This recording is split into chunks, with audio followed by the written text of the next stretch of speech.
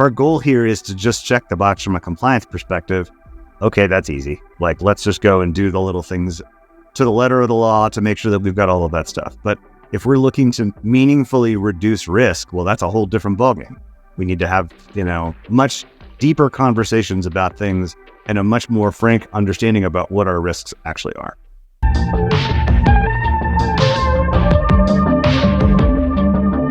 Hey, everybody. Welcome to the Paramify Podcast. I'm your host, Kenny Scott. And once again, we're going to talk about InfoSec. Today's guest is a friend of mine, Ryan Jamieson. He's a veteran in the domain with about 2 decades worth of experience in InfoSec, IT risk management, IT audit. He's also the mastermind and founder of NIT Security. Ryan, it is great to have you with us. It is great to be here. Thank you. Yeah, so let's dive straight in, Ryan. Initial sparks, motivations, paint a picture for us. Those early days, what were they like? What got you into IT audit, risk management, InfoSec? Tell us about it. Yeah, it was an accident. I had actually been working in IT for a long time. I kind of started my career in the Army. Got out of the Army doing like technology work in the Army. Got out, went to school, went to ASU, got a job doing IT work for a company, and then worked my way right out of that job. So I was looking for work, and I had a friend who worked at American Express who was a technology auditor there and said, "Hey, you should come and work with us." And I said, "I don't know anything about audit." And he said, "That's totally fine." And I said, how do you apply for a job that you clearly don't know how to do?" And he's like, it's okay. Just come and talk to us. So I went and had the conversation and explained to everybody that I don't know anything about auditing. And they're like, "It's fine. We'll teach you the audit piece. We just need somebody who can actually speak technology to all of the engineers and IT people that we're dealing with on a regular basis." And I said, "Okay, that sounds like a deal." And I landed at American Express doing IT audit for 3 years. And true to their word, they taught me all sorts of things about risk and control and compliance and all of that kind of business side things that oftentimes people in the industry tend to forget about. Yeah, we have kind of a similar circle there because I had experience with those same people. They're awesome. They are. Are you talking about John by any chance? No, John came later. John came later. Okay. Yeah. All right. But Diane Santiago was the VP there, and she was, part of the interview panel, and it was just like, okay, cool, VP, I'm kind of nervous here. This is like my second legitimate job after the Army. But she was great and led a great team, and, a lot of folks there helped really educate me on what was going on. Certainly Will Paulson was a big factor there, and a lot of the rest of the team. It was just a great place to work. Yep. Diane, what an amazing leader. She's great. Okay, man. So they liked your experience in tech, which, a lot of people go straight into IT audit. Because for me, I had a technology background, but my first real job was going and doing audits for big companies, right? So we were, a lot of times, most of the people doing audits were just interviewers, right? They got to play dumb. You don't really understand anything, so that must have been cool to have at least some understanding of tech when you're doing the audits, because a lot of times people in GRC, they're getting exposure to technology through audit. Yeah. So, and that was part of the bargain, right? It was not just me talking with engineers, but also communicating all of my technical knowledge to my fellow auditors, many of which, to your point, didn't have a whole lot of technology experience, right? This was their first foray into nerd land. And so they're having conversations with these engineers who have built and maintained, a massive global payments network. And it's a really difficult hill to climb if you don't necessarily know some of the fundamentals around technology. So wandering into GRC actually worked out really well for me, because this was 2007 when I joined. So it also turns out that a really great place to hide during a major global recession is an IT audit department. So not a lot of firing happening in that neck of the woods. Yeah, I mean, you can't, it's really if you're an auditor, you can always find somewhere to work, because assurance is even more important today than it was in 2007, I would say, right? Completely. And more still, right, over the next 20 years. And in fact, a lot of the leaders that you see that are CISOs today, a lot of them got to start or have a big portion of their career focused in GRC. Oh, totally. I mean, because it helps you. I mean, as someone who's worked all over the map, doing pure play security work, running security programs, having done IT audit, GRC things, working in IT risk at EY, looking at all of that sort of stuff, the leaders that are the most excellent are not the ones that are the most technical per se, right? They have a strong and deep understanding about how the business works and about how to manage risks appropriately within that context. And like having a GRC background is like gives you all of that. Yes. That is well said. That is well said. And it's curious, right? Because it seems it's kind of counterintuitive to a lot of people at first. They would think, oh yeah, everything there is to know about security, but security is so vast. It covers so many things that, I know people that are capable of like hacking F-22s and doing really, really intense security, and they absolutely could run circles around a lot of people. But in terms of, the vast strategy that needs to be involved, that's not necessarily where their strong suit is going to be. Yeah. I mean, I recently gave a lecture at CU, in the University of Colorado at Boulder. Oh. Because you talked to Ryan? Pardon? Did you? I did not talk. He wasn't there. He didn't care to attend the cybersecurity lecture that I gave to the computer science classes. But it was kind of a survey of where you can go in cybersecurity. And the short version was you can pretty much go anywhere, because everybody relies on technology to get their jobs done these days.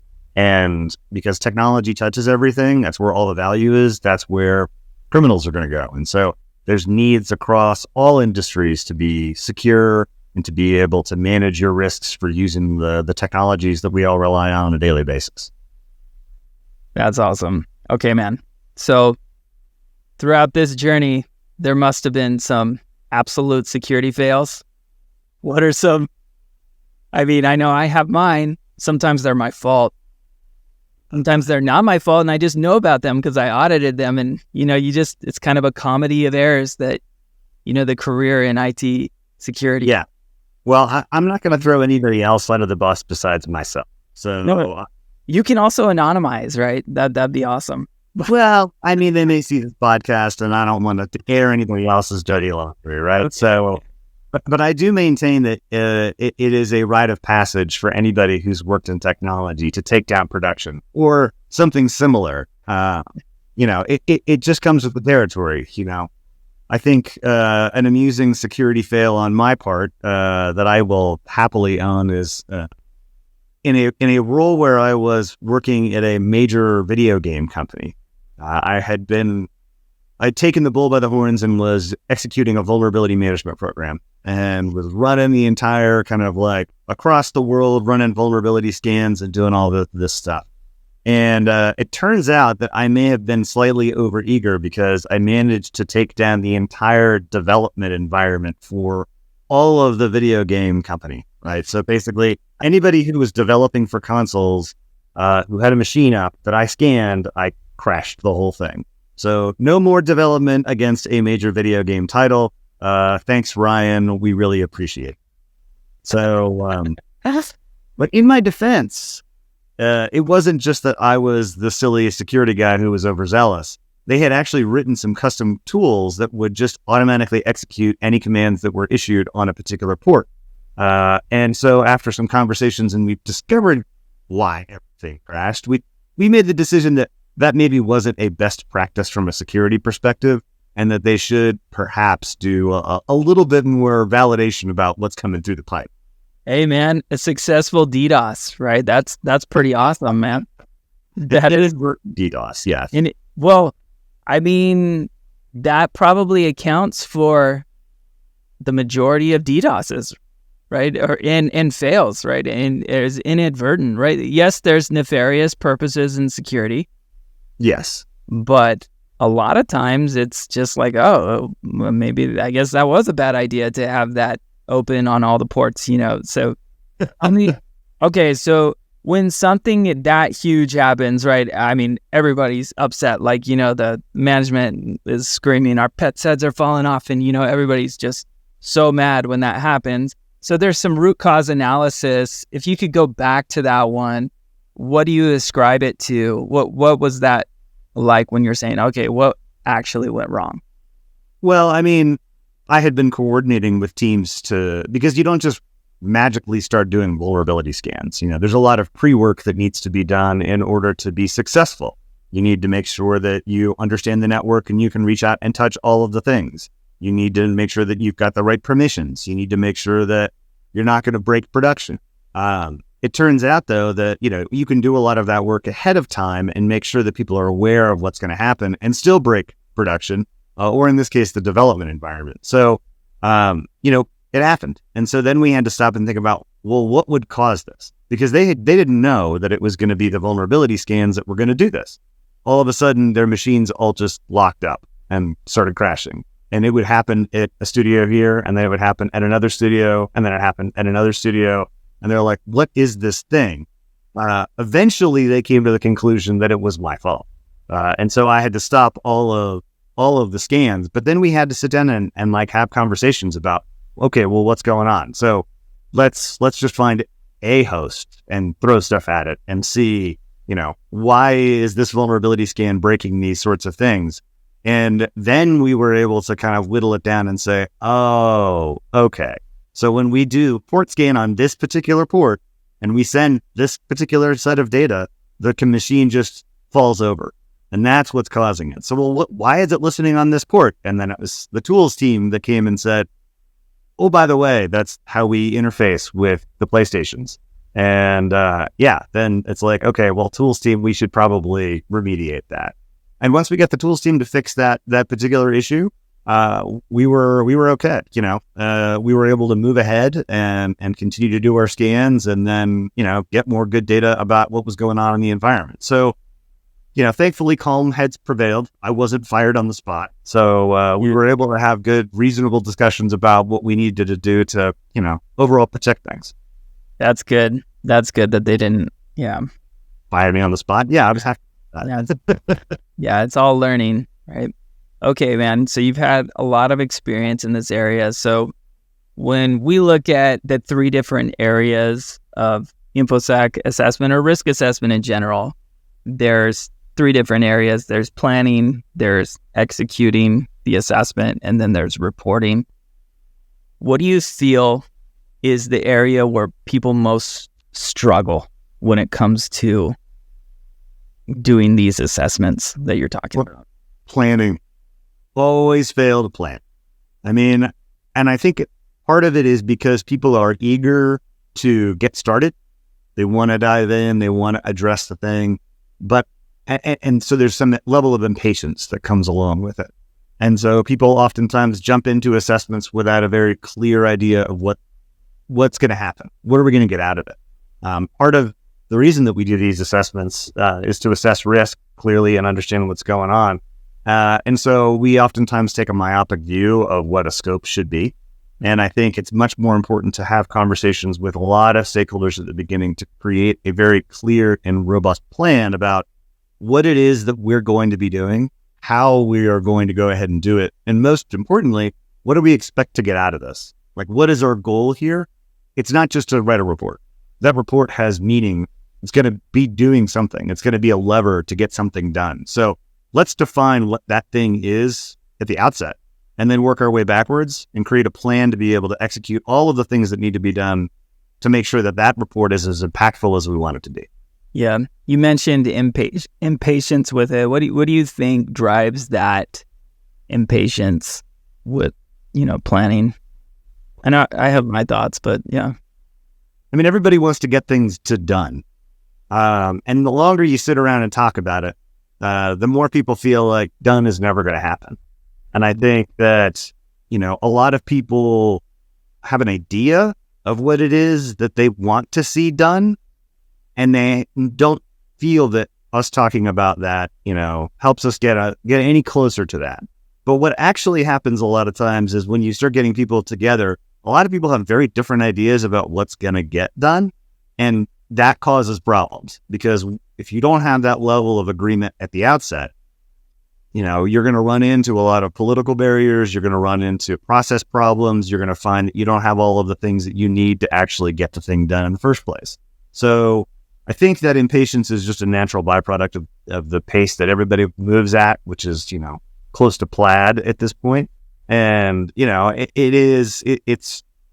want to get stuff done. And so getting people to slow down for a minute and make sure that we've got a good plan is difficult in many cases, but I think it's just absolutely vital to the success of the project. Yeah. They just want to get it done. I like that, right? You want the dopamine. We have an affinity we want a green check mark right next to the task. And when we see that, we go, oh, yes, I must be doing something worthwhile. Right. This must have been important because it's on this dashboard, and everybody clearly must have agreed that this was the outcome that we wanted. And this must have been exactly what we planned. And oh my gosh, but really, we're not even addressing the right risks most of the time. And so there's a lot of waste, and there's a lot of enmity, right? That gets created because of that. Because I think a lot of times on the GRC side, I'll say for me, I've had experiences where I haven't done planning really well. And people go like, what is the point of this exercise that we're doing? Yeah. And then it just repeats itself. Yeah. From an audit perspective, putting my audit hat back on and doing kind of those types of reviews, certainly now, doing what I'm doing as a VC, so I use a lot of those same skills. It's come in and assess. Okay, well, what are we assessing? What are we trying to assess? What do we want to get out of the assessment? Are we trying to identify risk? Are we trying to throw somebody under the bus? Are we trying to make a better product? Are we trying to meet some regulatory compliance checkmark thing, right? What's the goal here? Let's talk about those things. And that gets us to where we want to be, because then you can create the appropriate work units that need to be done. If our goal here is to just check the box from a compliance perspective, okay, that's easy. Like, let's just go and do the little things to the letter of the law to make sure that we've got all of that stuff. But if we're looking to meaningfully reduce risk, well, that's a whole different ballgame.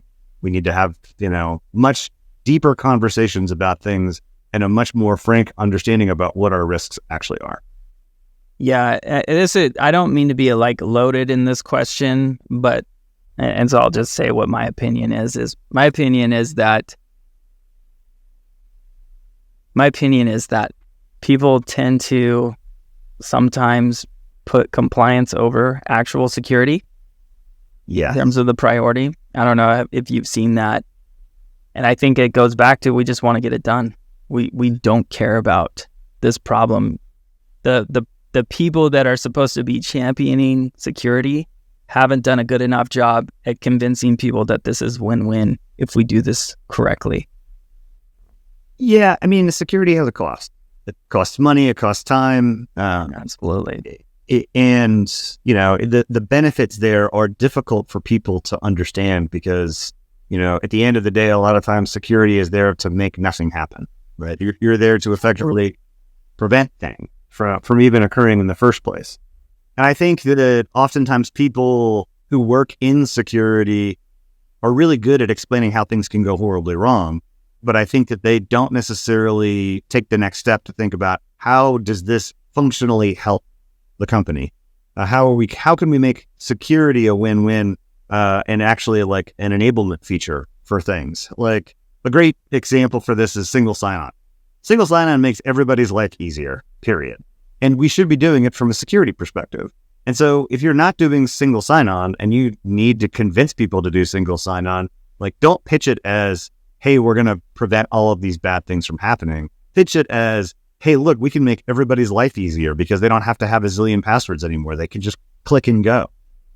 That makes life everybody understands that. And that's like, hey, great, that's a win. And you get some security fund on top of it. Yeah, you're absolutely right. I mean, in my experience, a developer gets to develop features really fast. In the beginning days of Paramify, we were just moving so fast, developing feature after feature, and it's just so fast. But then when you have to implement security, now you have to enable FIPS, and you have to terminate SSL on all of these different nodes, and now you have to implement CIS level 2 benchmarks, and now you need to implement STIGs, and are you doing those right? You literally don't see anything different in the app. In fact, sometimes the app is going to start breaking because, it's not enabled correctly. And so I can understand, both as a developer and as on the InfoSec side, I've experienced the pain on both sides. It's really, really hard. And so it's important that when we're collaborating with others, that we really put ourselves in their shoes. Yeah. Really important. Yeah, absolutely. Okay. I did want to touch back on that earlier comment about like compliance versus security. And I think that many teams do just shoot for compliance because they don't necessarily understand the risks that the compliance guidelines are there to address. Yeah. So compliance is easy. I say compliance is easy because you check the box, right? Are we doing what the box says? The box says you have to have a vulnerability program. Okay, great. So we buy a scanner, we deploy it, and then off we go. Great. The box is checked. Right. Okay. But thinking about, are we managing risk appropriately is a different question. And if we think about how we manage vulnerabilities as an example, it is much more nuanced than just deploy the scanner, right? There's a lot more to it. And I think it's a lot easier for people to wrap their head around checking a box item versus a meaningful execution of risk reduction for an organization. That's just my take on it. But I always enjoy having conversations with compliance people about the risks that they're attempting to address, because it definitely things definitely go off script at that point. Absolutely. I agree 100%, man. Yeah. So some of the things that are like, when I think of compliance, I don't know what you think about, but I think about security questionnaires. Oh, they're the bane that always existed. Yeah. How effective are these really? Are they ever? Or what are the virtues of them, and what is the future of security questionnaires? I feel like they're not going away. I wish they were, but I wish they would go away. But it is a completely externalized cost.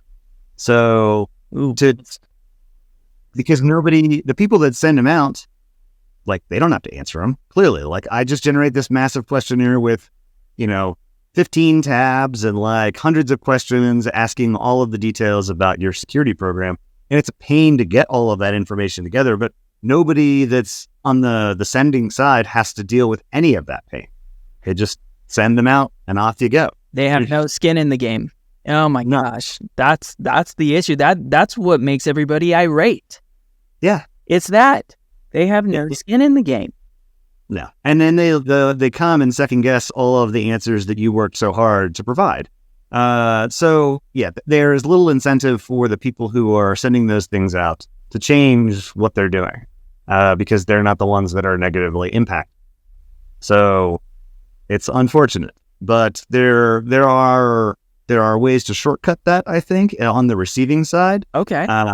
And that's what I think, we should all aspire to do. So we don't have to deal with the pain of the 250 questionnaire of pain. Yeah. Tell me, what are some of those methods that you've seen as being effective? So I think first and foremost, having a policy library that is shareable. So basically thinking about, they want to understand, or are you guys asleep at the wheel, or do you have a robust and complete security program there? And I think that having documentation and policies and standards that shows the robustness of your overall program is a super important way to be able to front load all of that stuff. Because if you're a service provider, you can basically hand that stuff off to the compliance team at the outset and say, here you go. Here's everything that you need to be able to validate your concerns that we are doing things the right way. And all of that documentation should generally be curtailed for the specific services that you're providing. So your sales team effectively can go into these discussions armed already with all of the information that your prospect, is going to ask for you. Yep. I think a second way to do that is getting your certifications. SOC 2 goes a long way. Your ISO 27001 cert goes a long way. That means that somebody else has come to check your work, and having that seal of approval oftentimes lets you get away or get around filling out the questionnaire of doom. Sometimes, yeah. And sometimes when you're dealing with enterprise, it's like, oh, good. We expect you to have that. Now we're going to do our detailed risk assessment. So if you're doing something with a bank, right, like a huge bank, right, they're going to have their thing. And then obviously if you get into like DOD or federal government, that's why FedRAMP is so important. It's one of our focus areas, state ramp, tax ramp, all of those things are really, really important that you mentioned. Yeah, I think that, coming to the table with all of your ducks in a row helps, eliminate a lot of the issues related to the questionnaires of pain. And I think that teams are incentivized internally, and one of the things that I try to do with my clients is to help them get to whatever those goals are. So are your clients all in the federal space? Okay, great. Well, then let's make sure that we're engineering everything in alignment with these guidelines. So that way you can just hand over the documentation as part of your sales cycle and say, here you go. Like, we do the security things that we know you're going to ask us. Yeah, like the absence of those things, not having your ducks in a row, then the scrutiny goes up really high versus if you've got a plan and you said, hey, we got this. Here's even some of the things that we're working on. We haven't yet implemented this agent that makes sure that all of these settings are implemented on every little box, but you know what, we're working on it, and here's the plan, and this is how we're deploying that.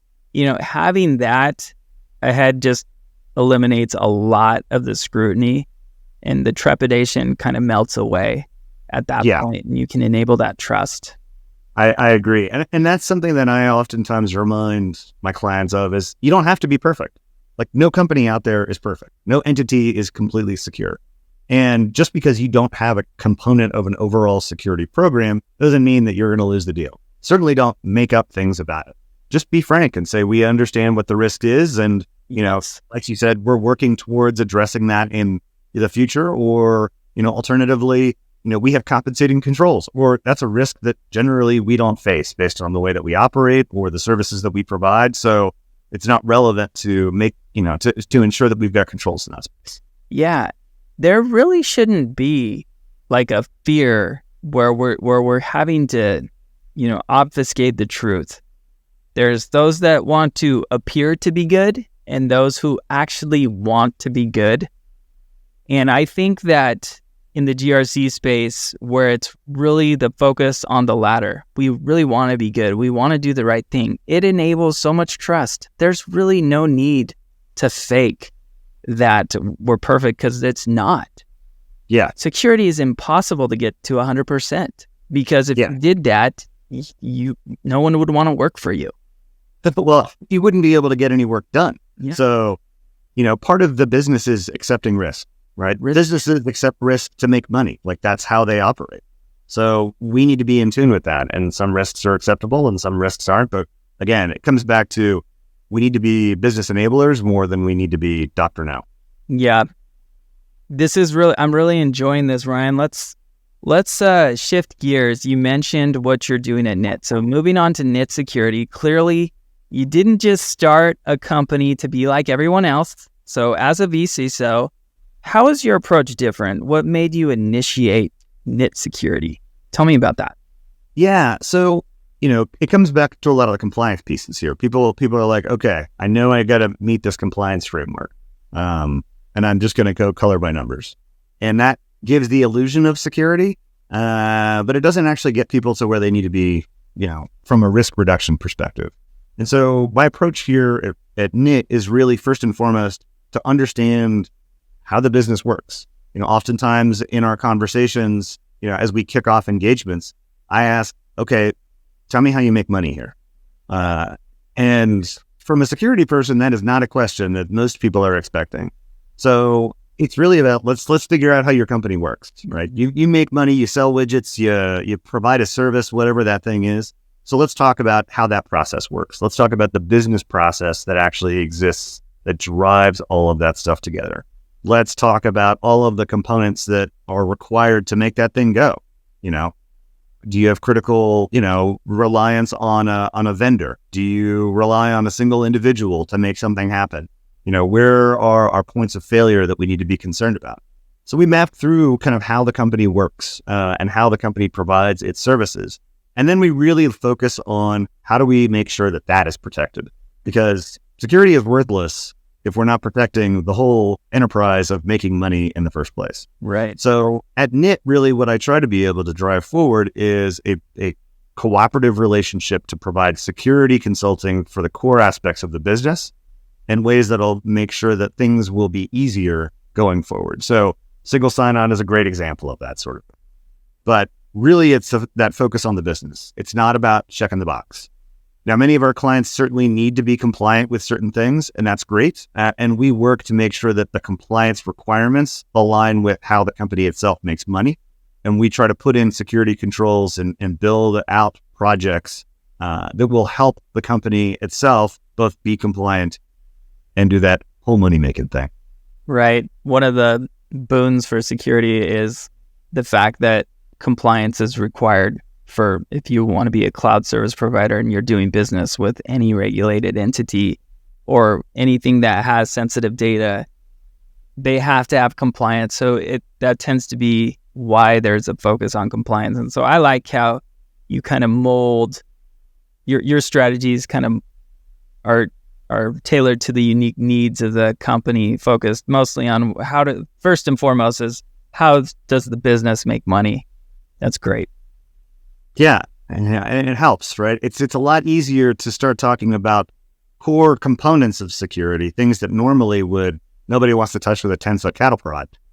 When you can basically pivot that and say, we're doing this in order to protect your revenue stream here, and that protects these assets that you need to be able to make the money or provide the services, right? That changes the context of the conversation completely. Yeah, totally. Maybe they would interact with a 10-foot cattle prod. It's almost the same,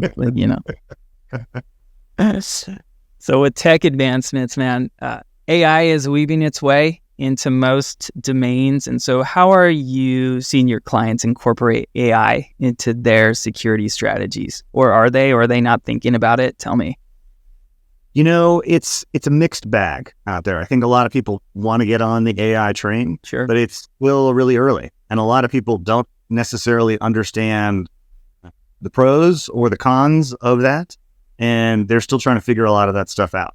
And so, my approach is based on kind of what the client is looking to be able to achieve. So there are certain circumstances where AI makes an absolute total amount of sense. Like it's a slam dunk. Let's go do that. In other cases, it's like, it's a cool toy, but it doesn't belong in this particular space. And we shouldn't try to over-engineer solutions that we can make as simple as possible. And AI is just going to overcomplicate things. Yeah. These are all we haven't told Ryan about any of these questions, so feel free to, we don't have to talk about them, but some of those slam dunk scenarios, what are some of those that you've seen? So I think from, thinking about how AI can be leveraged within an organization, the slam dunks are, how do we allow our employees to use AI to further enhance their ability to do their day-to-day jobs? Sure. Okay. Because a lot of jobs out there are a bit rote. And so wherever we can use machines to effectively increase our efficiency, we should. We shouldn't be using AI to replace people. We should be using AI to make people's jobs, a lot easier so they can go and do the fun stuff. Yeah. Iron Man suits, right? Give up Iron Man suits, right? So you can get more done and you can focus more on what is most important. Because I would say, by and large, the most rote aspect of InfoSec is the compliance portion, especially the documentation. I mean, I'm so passionate about that. So that's where we're completely focused, right? Is how do we make it so we give the correct documentation to the people who need to see it. So I get it, right? If you have a system that's talking to NIPRNet, there is an ISSO that needs to understand how SSO is implemented, how FIPS mode is enabled, right? To make sure, I get that they need to do that, and they need to be able to understand how this applies to IA5 Enhancement 1 and how it applies to SI16. We need to be able to discuss those things, but the problem is the cost of maintaining that becomes just so difficult. But then with the advent of AI and tools that are coming out, we can just basically eliminate that pain or make it so little compared to what it used to be. I mean, managing this in Word documents, managing that in SharePoint or in Google Docs. I mean, yes, if we have a Google Doc where we're just collaborating on an agenda or a plan for something, for an audit plan, right? That's fine. But like an entire system security plan or like all of the policies and all of the procedures and managing evidences, no thanks. No thanks. And thank you, AI, for coming in, right? Yes. And helping us out. Throughout my career, I've always maintained that humans should be doing interesting work. And if it's not interesting work, we should offload it to the machines. So wherever we can do that with AI, wherever we can say, this particular piece is not something that I would want to do day in, day out, let's give it to the machines. We should automate these things. Don't do anything more than 3 times. If you do it the first time, then you've done it, right? Do it the second time, it's like, okay, this is becoming a pattern. The third time, you're like, all right, I should write code to be able to solve this problem. And so that way I don't have to do it a 4th time. And, when we're thinking about documentation, especially, within Paramify and the work that you guys are doing, like that stuff is great to be able to say, we've already built out our entire control environment. We've already done all of the cool, hard engineering problems. I don't want to sit down and write it all. I don't want to sit there and explain all of this stuff. And so to have something that can come in and actually do all of that work for you, so you can then go and do some other crazy engineering challenge, that's. Yeah. I mean, worse still, right, is when you have to have a single person, like a GRC person that knows nothing about terminating TLS on, in FIPS mode. They know nothing about that, right? From how to implement it or DevOps. When they have to write about how it has to happen, that's even worse, right? Because then the document isn't even true. Yeah. Yeah. No policies and standards should be aspirational. Right. That's not how that works. And I remind my clients of this, when we're going through a lot of things, with their policies and standards, these need to reflect reality. And so if you've got policies and standards in your environment, and they are not reflective of how things are done, you're just asking for trouble. Because, as as an ex-auditor, and as I know as an ex-auditor, right, the first thing an auditor is going to come in and do is they're going to ask for all of that documentation. And the second thing they're going to do is say, show me that this is real. Exactly. That's it. That's all. So you got to make sure all of that documentation is reflective of reality. And if we can use tools like Paramify that actually just describe how reality is, then that's fantastic. Man, I love it. Okay, Ryan. Let's shift a little bit. I don't know if you're a Lord of the Rings fan, but who is your favorite member of the Fellowship and why? I would have to, let me think about that. That's a good one. Yeah. I'd have to say Sam. Sam. Yeah. I like Sam. Sam is loyal to the end, and he's always there for Frodo. Yeah. He's not the sharpest tool in the shed, but he's always there for you, and you could always count on Sam, no matter what's going on. Even in the darkest part of Mordor, he was there to be with Frodo. So, everybody else, you had different heroes and things that they did, but Sam was always there. So yeah, I go for Sam. Yeah.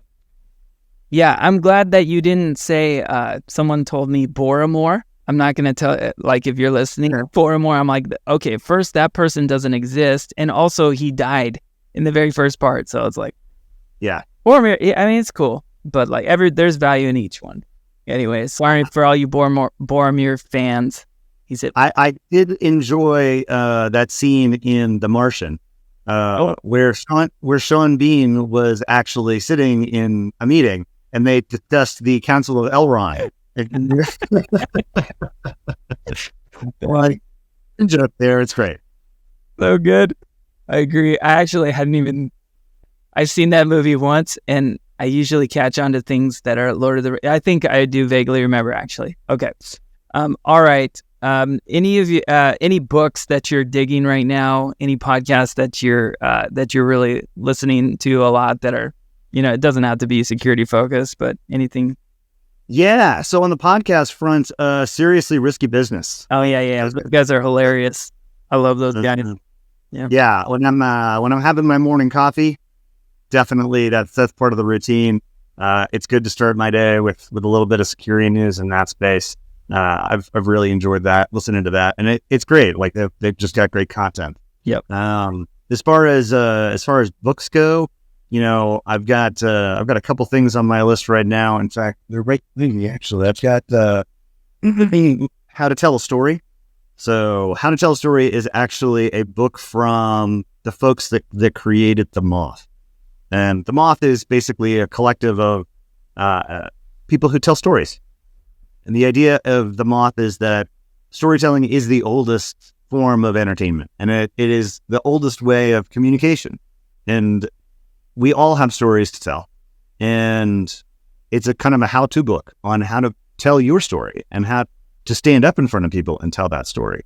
And so like it's fascinating. And I got it because I think that stories are great. And I loved going to The Moth and hearing people tell their stories, of love, of daily life, of whatever. And I think also in our profession, there's so many stories to be told, and to get things done, oftentimes you need a good story. And so both at a personal level and on a professional level, I think that storytelling is super important, and I just want to be better at it. That's awesome. I'm going to add it to my list. Ryan, this has been awesome. Thanks for joining us on the Paramify Podcast and giving deeper insight into this evolving world of InfoSec. Thanks so much, man. Yeah, good to chat. Yeah, we'll have to do it again sometime. Thanks. Sounds good. Right. Yep. Ciao.